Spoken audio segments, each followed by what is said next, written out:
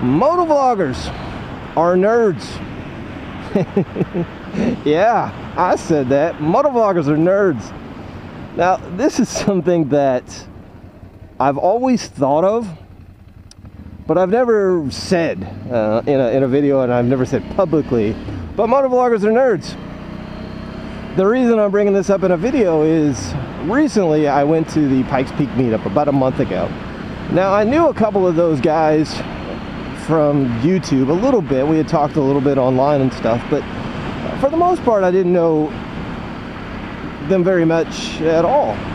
And most of the crew showed up at 9 o'clock that morning, and that was literally the first time I had any kind of interaction with them.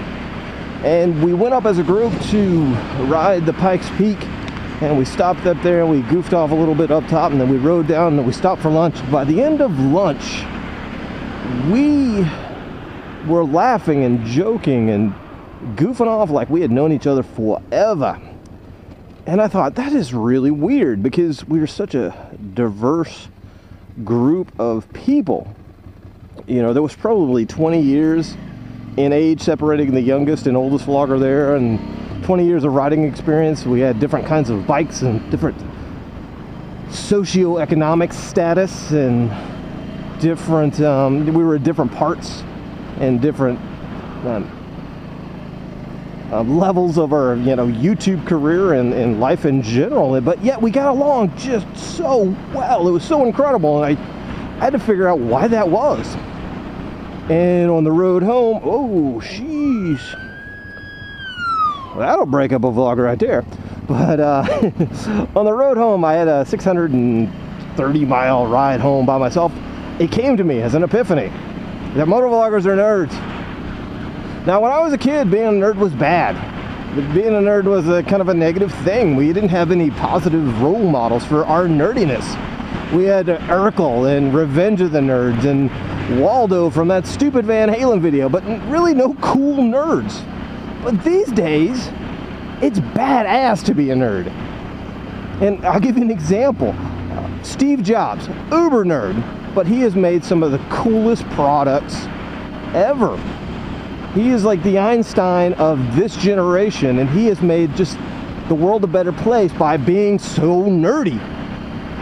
And, you know, there is a good chance that a lot of people are watching this video on something that Steve Jobs created. So that is very cool. Steve Jobs is a cool nerd. Another guy that's very, very cool is this Adam Stelzer.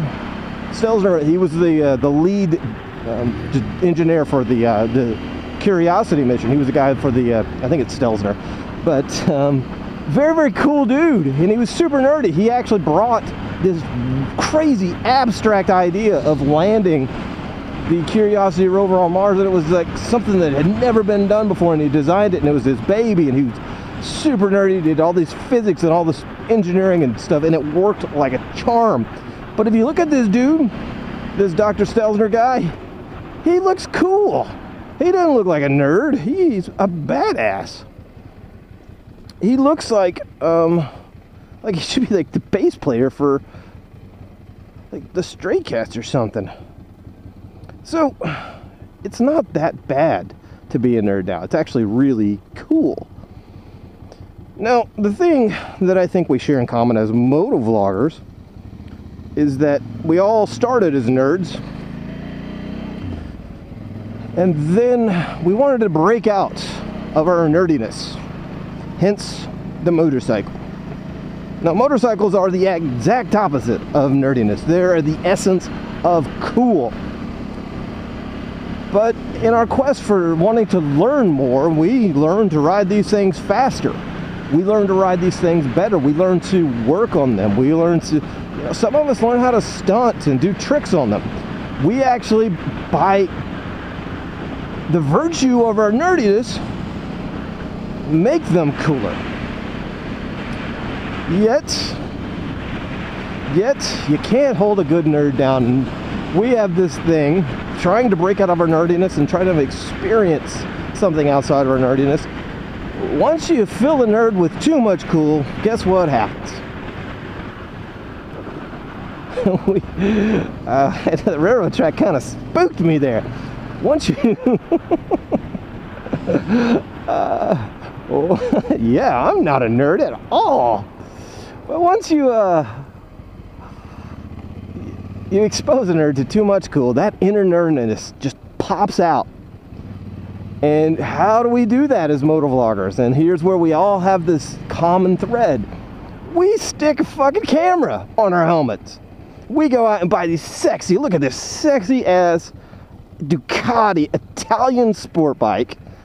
And I have a top of the line Arai Corsair helmet and a pretty cool Icon jacket. But no, I put some Hasbro shit on my helmet and make myself look geeky as hell with this fucking stupid shit. I'm nerding it up, and all vloggers are nerding it up.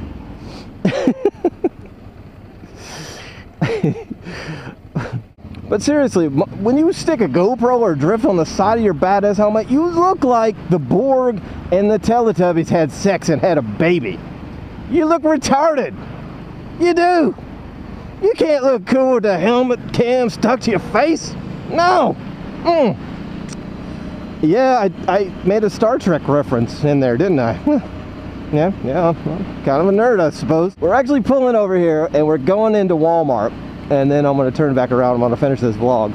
But even the reason that I'm going to Walmart is a nerdy one. Seriously, dickhead.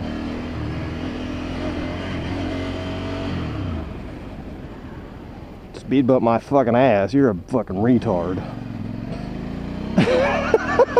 God damn.